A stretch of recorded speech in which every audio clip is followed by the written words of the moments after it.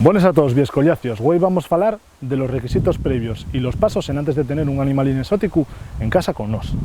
Vamos a ello.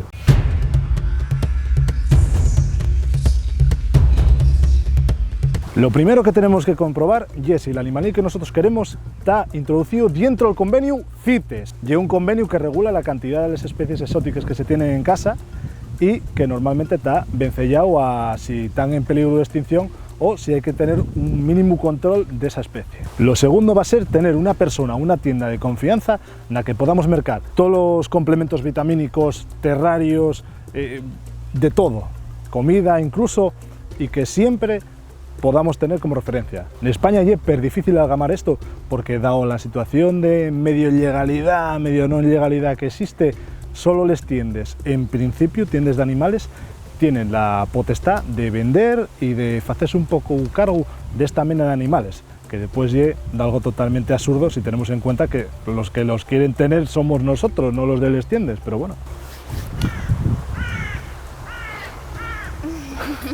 All my yells at the sky. A ver quién se ríe ahora. ¡Silencio! Después de saber si el nuestro animal precisa de CITES y de tener una persona de confianza que nos asesore sobre la socuria, lo que vamos a tener imprescindible es un terrario fechiscu o un vivario para que el nuestro animal, bueno, pues haga la vida normal. Igual que nos necesitamos un piso o una casa y no vamos a vivir en base a una ponte, pues ellos tienen que vivir en el terrario, acuario, vivario o lo que cuadre. ¡Hombre! ¿Qué tal? Nada, aquí haciendo de actor, que soy famoso ahora. Y es importante la información previa sobre estos animales, porque los novatos suelen tener el mayor error de no informarse correctamente y después tener situaciones muy poco falladices, como puede ser muerte o animales deformes.